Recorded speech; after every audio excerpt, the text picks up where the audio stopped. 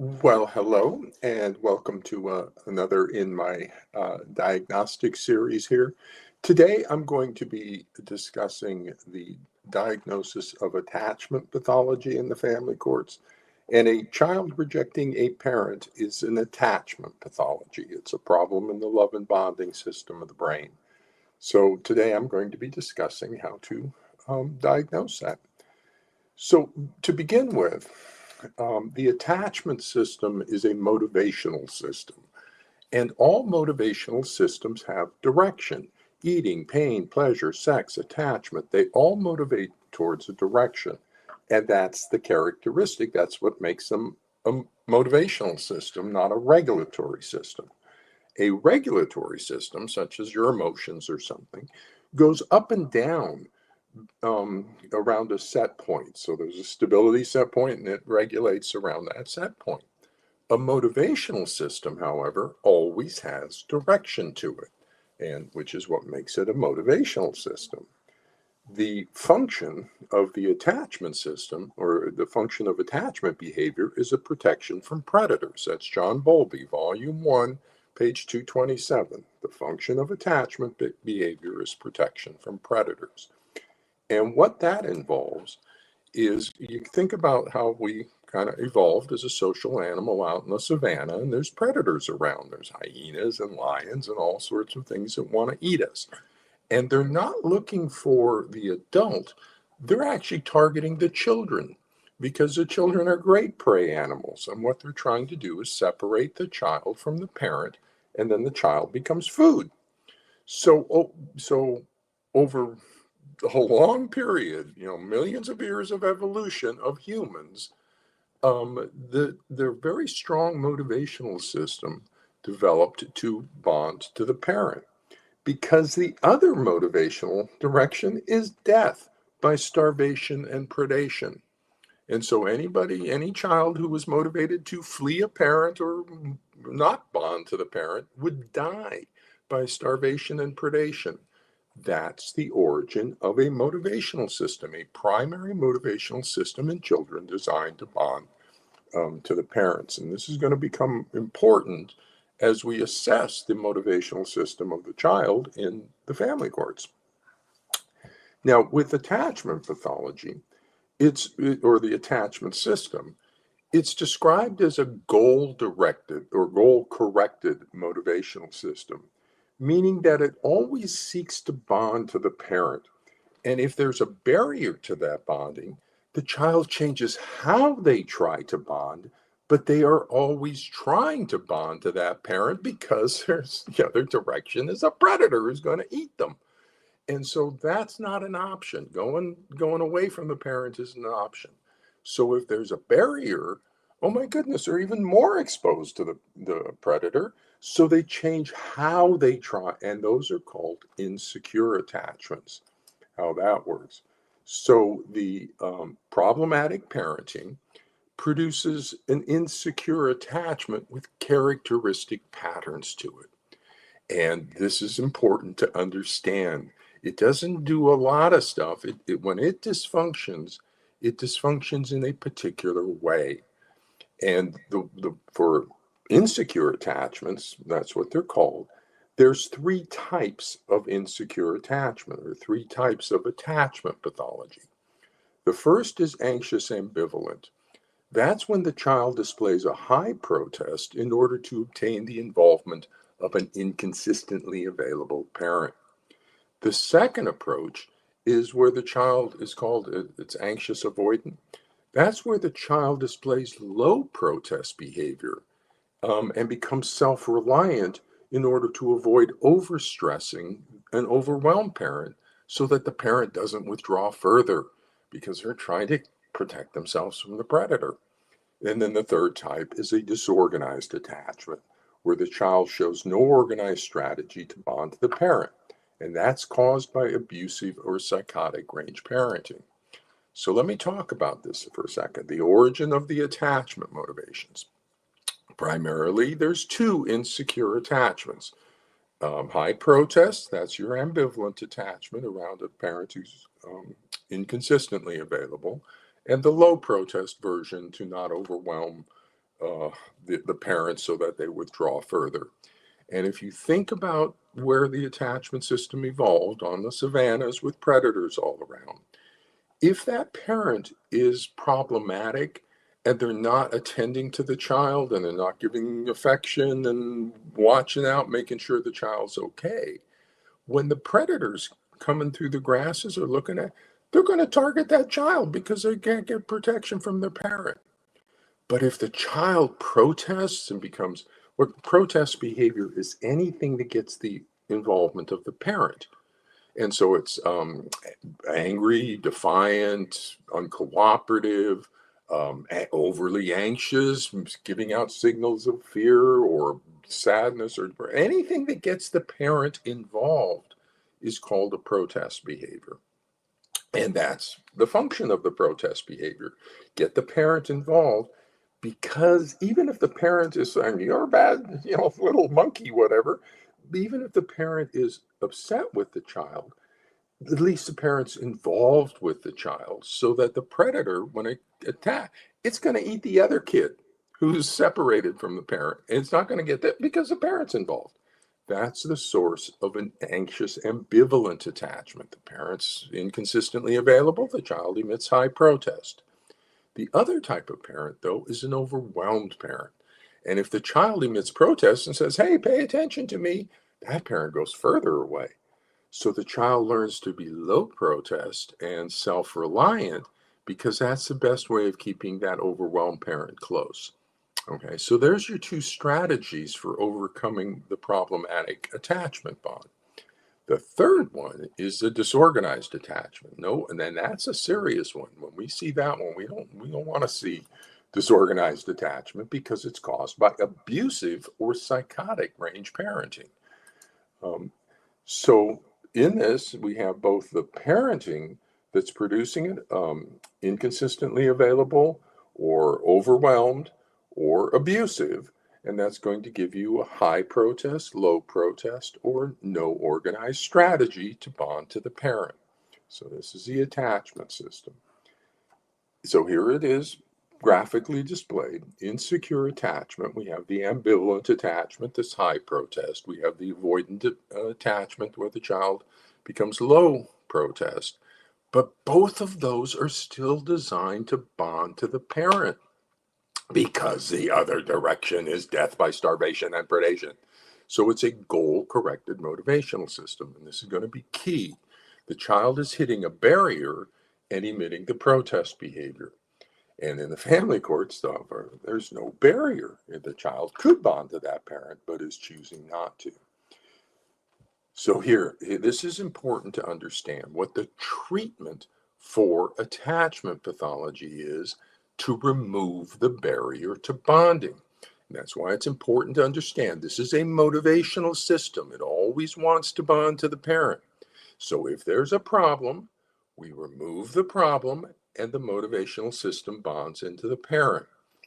Okay, so it's actually a pretty easy fix if you have a cooperative parent. And that results in what we call a secure attachment. Here, the child has an available parent, and the child can bond to that parent and get protection from the death and starvation of predators. Okay, so this is the origins of the attachment system. This is how it works. It's a brain system. It's a motivational system in our brain. So we have insecure attachment. That's caused by a barrier to the attachment bonding from the parent. And so the child tries other strategies, but they're strategies for bonding. And then the secure attachment is when the treatment for the attachment pathology, and you remove the barrier, and boop, you get a secure attachment formed. The disorganized attachment, however, is of high concern. Okay, that's when the child is rejecting a parent. A child rejecting a parent involves a directional change in the primary motivational system. So instead of wanting to bond to the parent, the child is seeking to flee from the parent. That represents no organized strategy to bond to the parent. Okay, the child isn't trying to bond. The child's trying to flee. That is an extremely concerning symptom, because disorganized attachment is caused by abusive or psychotic range parenting. Let me emphasize that. Disorganized attachment is caused by abusive or psychotic range parenting. So if we see a child with no organized strategy to bond to that parent somehow, and they're seeking to flee a parent, that's a symptom indicator of abusive or psychotic range parenting. So everybody should be very alert to that and start doing, duty to protect, and start doing a proper assessment of which parent is abusing the child. So, yeah, so disorganized attachment, let me emphasize that, that's abusive or psychotic range parenting. So we need to do a proper assessment with that. Now, attachment strategies in a child. I have background early childhood mental health. I understand all about attachment pathology. Attachment strategies are stabilized by 5 years old. Okay, so if we see a disorganized attachment, we should see that since like infancy all the way 5, 6, 7, 8, 9, 10 years old. Okay, that would indicate problems in the early relationship bonding. Otherwise, if we see the child will have developed an insecure avoidant or an insecure ambivalent to a problematic parent, or a secure attachment bond to an okay parent, normal range parent. The child has a secure attachment bond by the age of 5. Or they're going to have an insecure or ambivalent, and they're going to have different strategies for bonding to the parent. They don't lose their strategies. If they have a strategy at 5 years old, they're going to continue with that strategy throughout the rest of their lifetime. Okay, they have a strategy to bond to the parent. So if we see an abrupt emergence in later childhood of no organized strategy to bond to that parent, a disorganized attachment, where the child is seeking to flee from the parent, that indicates the temporal onset of abusive or psychotic range parenting by one parent or the other. We just need to know which parent. So this is critical to kind of understand. If you see a disorganized attachment suddenly appear in a child, think abuse or psychotic range parenting by one parent or the other. We just don't know which one yet. So, competence in all mental health professionals. A child rejecting a parent is an attachment pathology, a problem in the love and bonding system of the brain. It's a problem in love and bonding between the parent and the child. It's an attachment pathology. Mental health professionals must be competent in the diagnosis and treatment of attachment pathology when they are diagnosing and treating attachment pathology. Okay, so are we clear? And the mental health professionals currently in the family courts are not competent and do not apply the knowledge of attachment when they are diagnosing and treating attachment pathology. And that's highly problematic because a disorganized attachment is child abuse range parenting by one parent or the other. So duty to protect obligations are active, and all the mental health professionals should be conducting a risk assessment for child abuse when they see disorganized attachment in a child. You need to be competent in the diagnosis and treatment of attachment pathology when you are diagnosing and treating attachment pathology. The presence of a disorganized attachment is a child symptom indicator of abusive or psychotic range parenting by one parent or the other. Which parent? So a true disorganized attachment, a directional change, in the primary motivational system of the brain, is caused by an abusive parent. So the parent, you see abuse, the child seeks to flee the parent. Or false disorganized attachment is caused by a psychologically abusive allied parent. So you see there's no abuse going on. The child puts up the barrier And it's the influence of the allied parent that gets the child's directional change in the child's motivational system. Okay, and that's psychological child abuse. So there's your differential right there. Okay, there's your differential. And the idea that we're not returning diagnoses of child abuse when we see a child rejecting a parent one way or the other is stunning and appalling to me. Okay, when that's the only cause, and you say, oh, well, the targeted parent isn't abusive, so okay, we're just going to walk away. No, because if some parent is producing that attachment pathology one way or the other. And this is where you're looking right here for the false attachment pathology. You're looking at the barrier is not coming from the parent.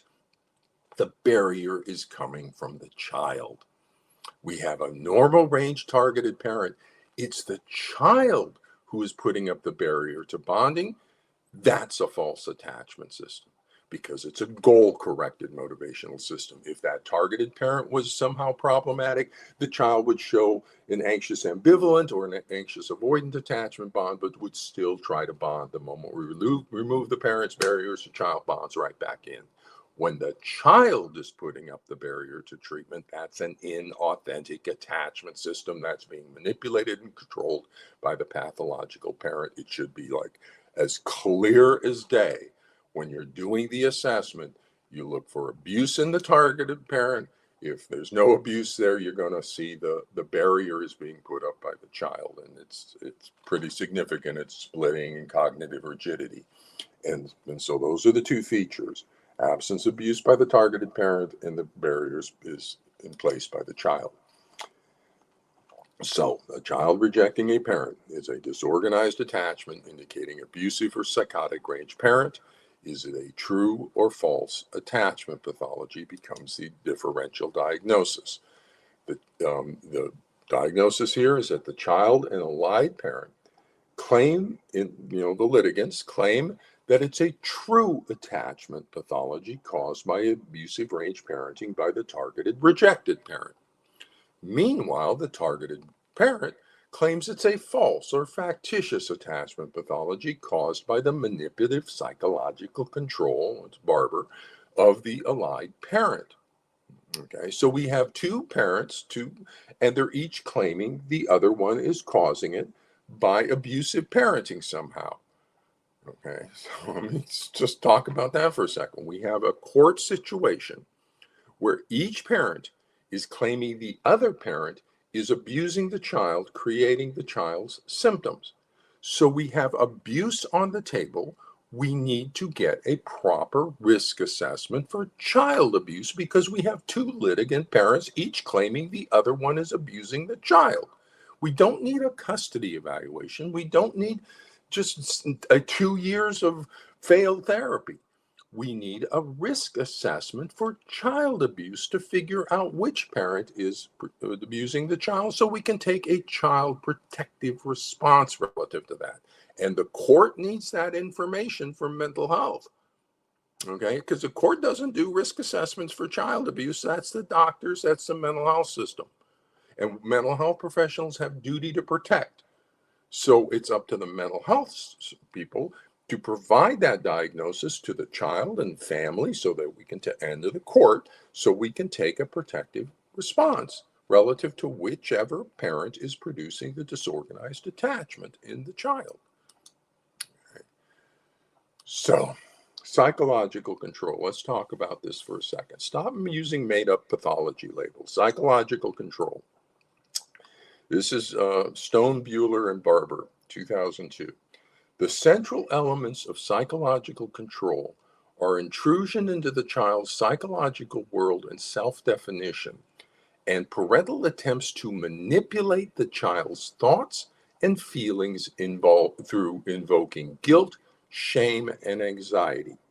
Psychological control is distinguished from behavioral control in that the parent attempts to control through the use of criticism, dominance, and anxiety or guilt induction, the youth's thoughts and feelings rather than the youth's behavior. So let me talk about that for a second. Because it's not about bad mouthing the other parent. You give these orders that say don't bad mouth it. That's not how it happens.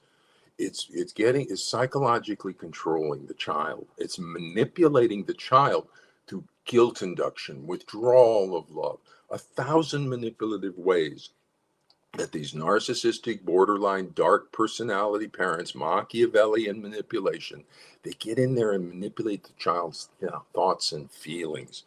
Okay, and so that's psychological control. It's an established construct within professional psychology. This is from Carrig. Carrig, rather than telling the child directly what to do or think, as does the behaviorally controlling parent, the psychologically controlling parent uses indirect hints and responds with guilt induction or withdrawal of love if the child refuses to comply. In short, an intrusive parent strives to manipulate the child's thoughts and feelings in such a way that the child's psyche conforms to the parent's wishes. Now, look where that's coming from. That's coming from Carrig in the Journal of Emotional Abuse. We are in child abuse territory, people. Please, let's activate into the level of concerns that we have. This is not a custody issue. It is a child protection issue. So we have two paths, two causal paths for an attachment pathology, a disorganized attachment.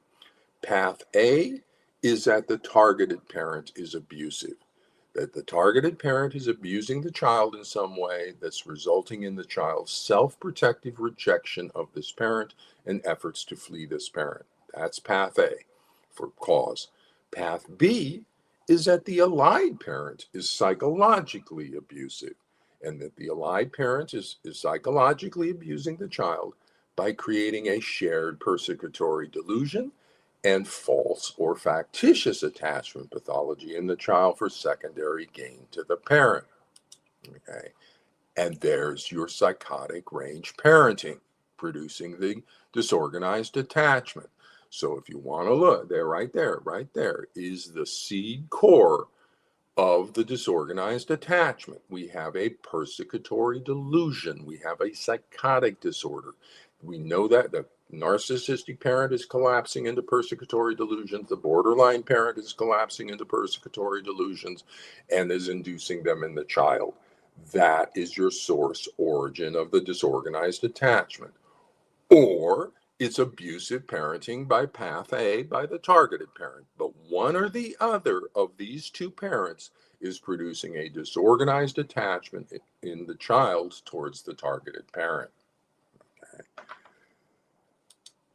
So the first thing we do is we rule out path A, because that's the most obvious one. If the child's seeking to flee that parent, let's take a look at that parent and see what they're doing. So we rule out abusive parenting by the targeted parent. And this involves, as you're doing your assessment, what you want to do is you want to obtain reports from the child and from the allied parent, who's supposedly the protective parent in this situation. You want to obtain information about specific incidents of abusive parenting by the targeted parent. Okay, so I don't want the vague terms. I want to know specifically how are they being abusive, because that's ultimately going to go on my treatment plan. But I want to document, because the differential is there's no there, and it's a persecutory delusion. So the way I'm going to make that differential is I'm going to see if there is a there. I'm going to tell me what's the abusive parenting. And when they give me an incident, we're going to walk that incident through using an applied behavioral analysis. Now, if you don't know what applied behavioral analysis is, go watch the diagnostic series on parenting. Okay, and I'll talk about how to do that. But it's a standard behavioral approach using behavior chain interviewing. What did you do? What did you do? What did you do? What did you do? You walk through the incident, starting before, during, and after the incident. You just walk it right through, and you talk about what they were thinking, feeling, and doing. Okay, what did you do? What were you thinking? What were you feeling? Then what did you do in response? What were you thinking? What were you feeling? And we assess to see what the abusive range parenting is. Okay, that's a path A. Now, important to understand regarding competence again is that mental health professionals must be competent in the diagnosis and treatment of child abuse and complex trauma when they are diagnosing and treating child abuse and complex trauma. Okay, that seems self-evident. Unfortunately, the mental health professionals in the family courts are not competent in attachment. They're not competent in child abuse and complex trauma. And that's the pathology they're working with, and things are getting very problematic, or things are very problematic in the family courts. Now, for physical, sexual, or neglect abuse, the suspicions of physical, sexual, and neglect abuse are mandated reports to Child Protective Services for the assessment and protective actions determination. Substantiated and unsubstantiated findings from CPS are considered definitive, and reinvestigation is inappropriate. So if we're doing an assessment for child abuse and complex trauma, and the allegations is some sort of physical abuse, I'm not assessing physical abuse. I get that over to CPS. When CPS comes back with a substantiated or unsubstantiated, that's it. Okay. It was a physical abusive incident. There was pushing and stuff, 2 years ago. There was a CPS report. Yes. Was CPS fine? Unsubstantiated. There was no child abuse. Okay. And if they raise it now and say, well, there was an incident of child physical abuse, was reported to CPS? No. Let's get CPS investigation. If it's relatively reasonable, but let's take a look at that. We don't, as mental health people, assess physical, sexual, neglect abuse. We get that out to the professionals to do. They're overwhelmed, they're overworked, and those sorts of things. But they're trained to assess for those things, and we're mandated reporters on that. If it comes back from CPS that it's a vague category, then we can continue to go along and apply behavioral analysis and see what's going on with that. Or if it's not one of those categories, if it's a psychological child abuse, that they're somehow emotionally or psychologically abusive of the child, not insufficiently sensitive to the child, something like that, then that's an applied behavioral analysis. We can look at those sorts of things. Okay, so be clear on working with child abuse in the family courts. So path B, let's talk about path B for a second here.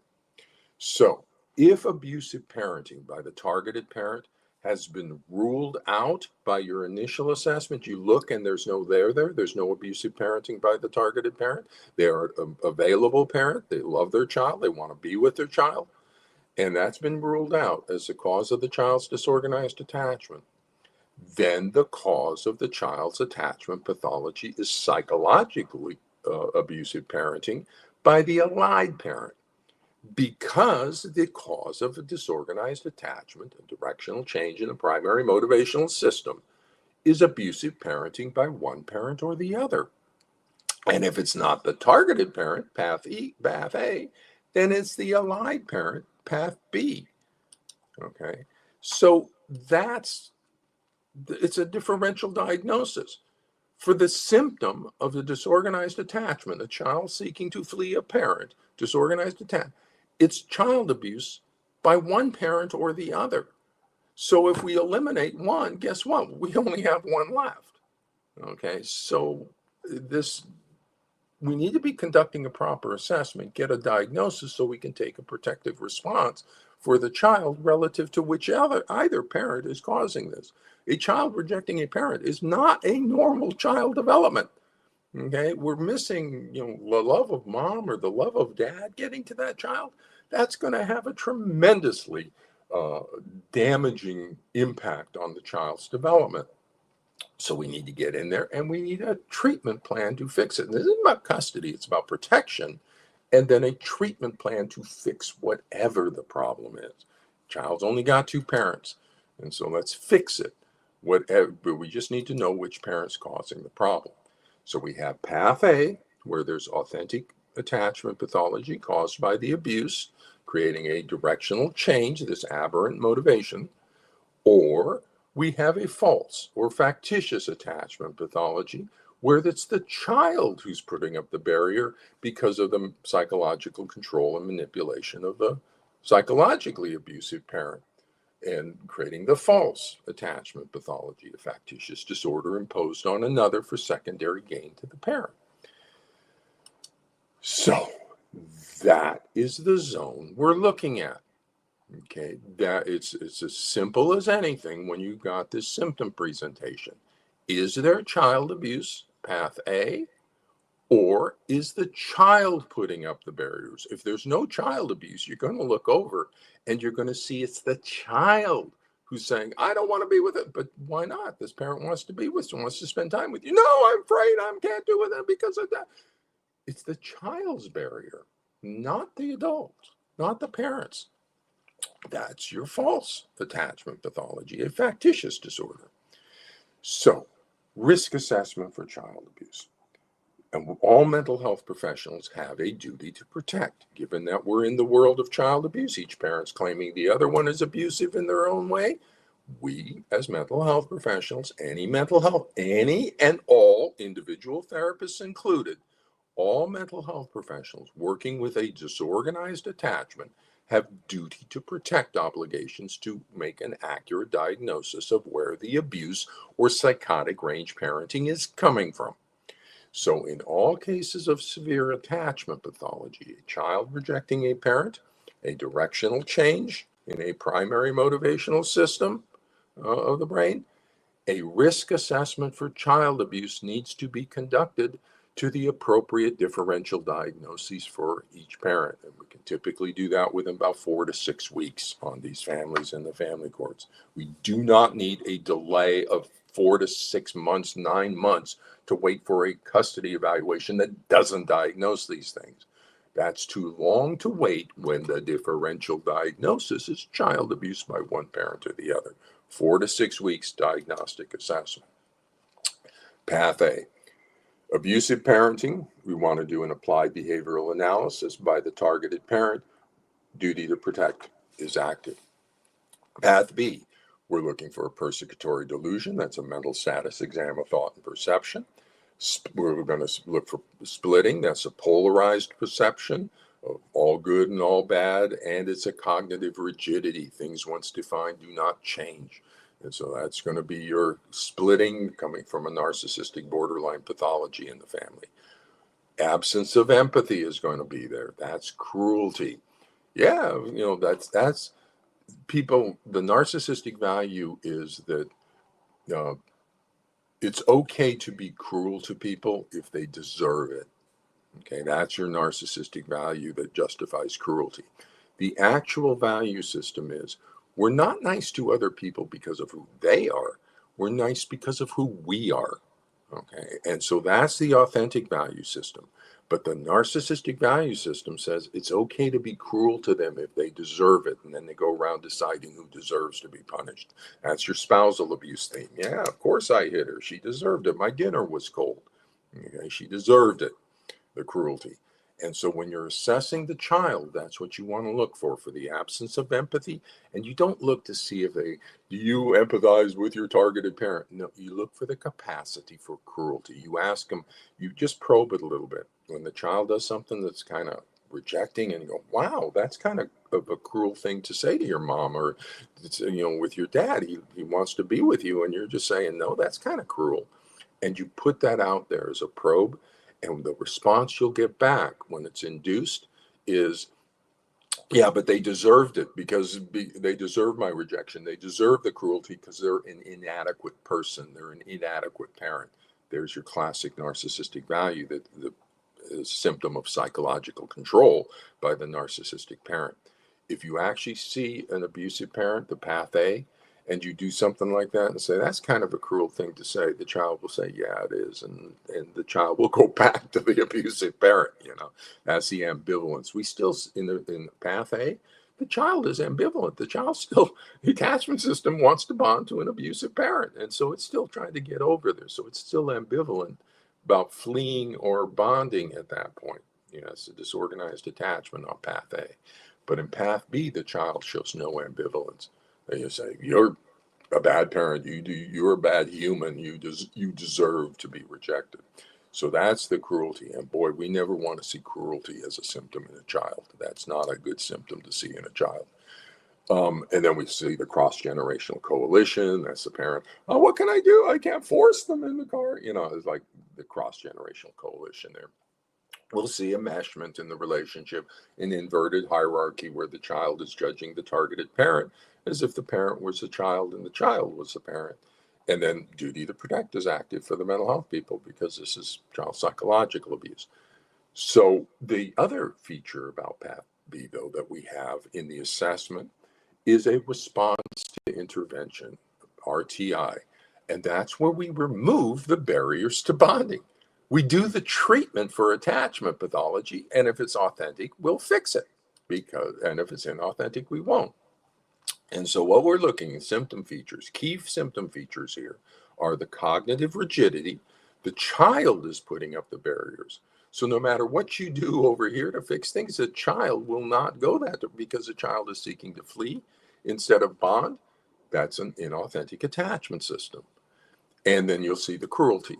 That's your absence of empathy, very characteristic of an induced pathology. And so you see the absence of ambivalence and just they deserve to be rejected.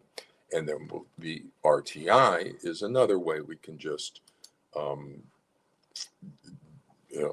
assess for whether or not this is real or false. And here's what we do with that.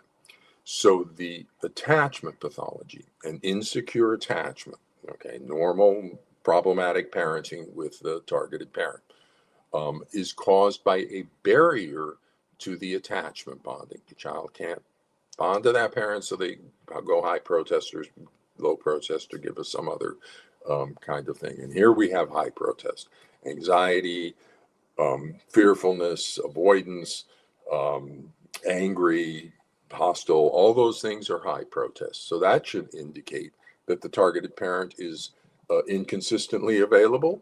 But when I look over there, that parent wants to be available. So it's not coherent as an attachment pathology because it's not authentic. If the child is rejecting a parent, I should look over at the parent and see some sort of barrier that parent's putting up. And then the treatment for that is we remove the barrier and the child's bonding goes right back in. That's your attachment system. That's normal. Okay. So there's a barrier, we remove the barrier, and that becomes our response to intervention. Yay, it worked. This is true pathology. So what I do in my assessment and in my treatment plans is I have a bullet point. I call them the wonderful dad bullet point or the wonderful mom bullet point.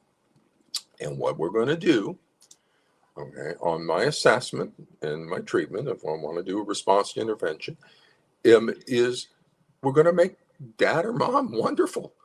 It's going to be a bullet point. We're going to make them such a wonderful parent. Oh, we're going to stop the discipline. We're going to move it over to guidance-based strategies. We're going to give abundant affection, abundant attention, warmth. We're going to teach them how to be so understanding of their child. We're going to make them a wonderful dad or a wonderful mom. We're going to remove whatever barrier was there. And that should fix the relationship because the child wants a wonderful mom or wonderful dad. Okay. Unless it's a false attachment pathology, being induced for the secondary gain for the needs of the allied parent, in which case that parent's not going to let that child bond into that. Because if they love that parent, they're not going to love me, and I want to punish that parent for being a bad spouse and stuff. So they're manipulating and using the child. And so even no matter what we do, we can make that parent the best parent on the planet, and that child's not going to bond to that parent because they're being psychologically controlled and manipulated by the allied parent to meet their own needs. And independent of anything, independent of whatever the pathology is. That's a great bullet point. Let's make dad or mom wonderful parents all the time. So let's put that on the treatment plan all the time. And it's a response to intervention as to see whether it's authentic or inauthentic. So now let's talk about treatment for a second. This is from Tronick and Gold.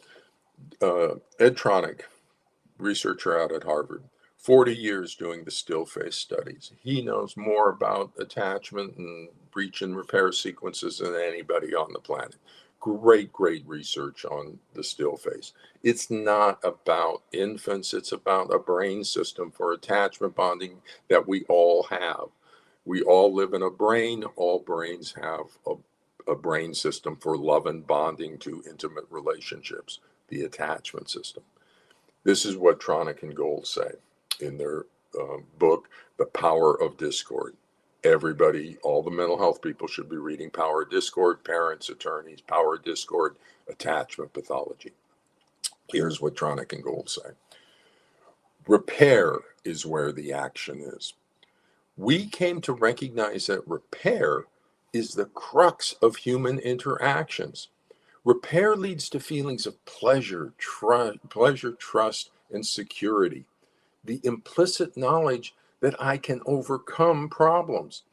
Furthermore, repair teaches a critical life lesson that the feelings that arise from a mismatch can be changed into positive feelings when two people subsequently achieve a match. One does not have to get stuck in a negative feeling state. We always want to repair a breach attachment bond, always. Now, here's what they say about the different levels of pathology. We prefer to capture the range of a child's experience with a different set of terms: the good, the bad, and the ugly. Good stress is what happens in a typical everyday interactions, what we've seen in our videotaped interactions as moment-to-moment mismatches and repair. Okay. Bad stress is the stress represented in the still face by the caregiver's sudden inexplicable absence. Ugly stress occurs when the infant has missed out on the opportunity for repeated experiences of repair and thus cannot handle any sort of bigger stressful events. Okay. This is what we know about the attachment system.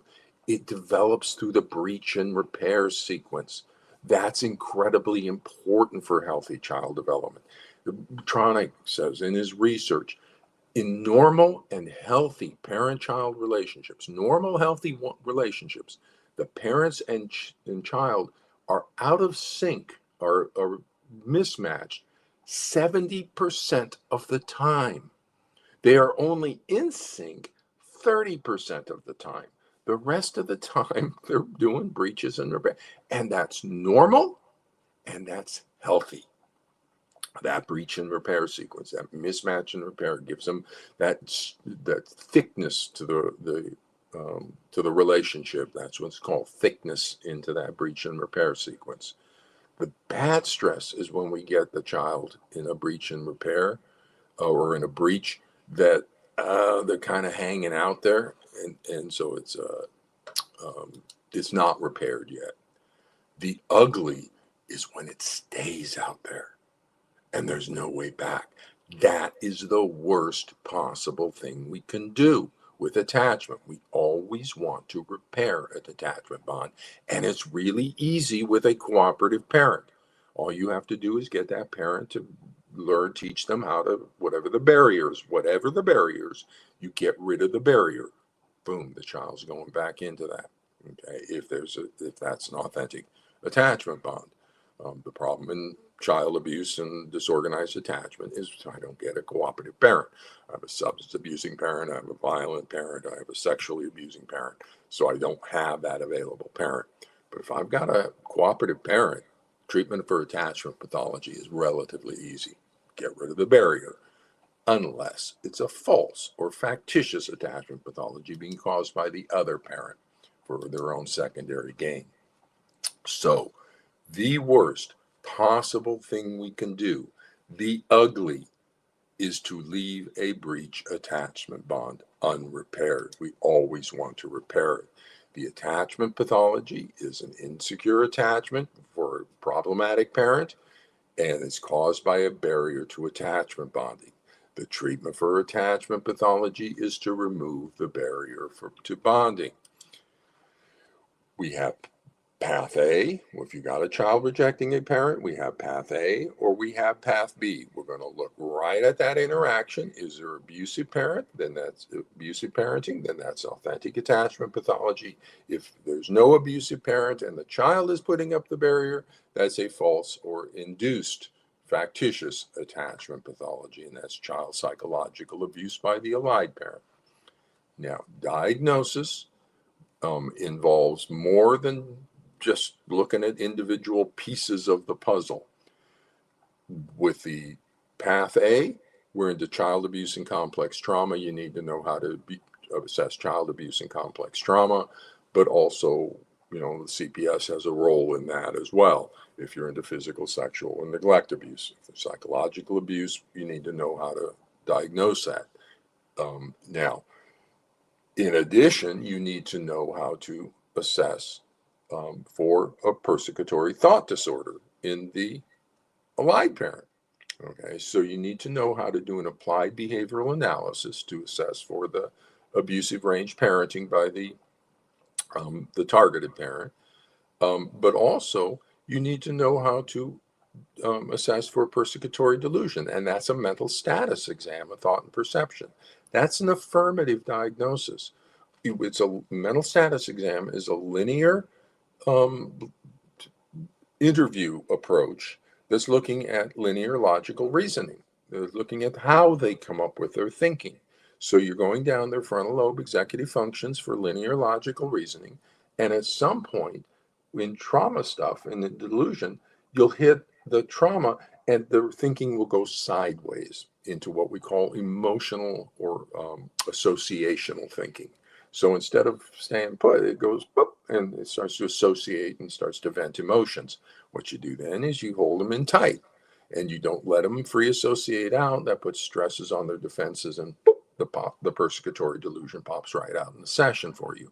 So we don't make a diagnosis of persecutory delusions based on history. We pop it out in the session using a mental status exam of thought and perception.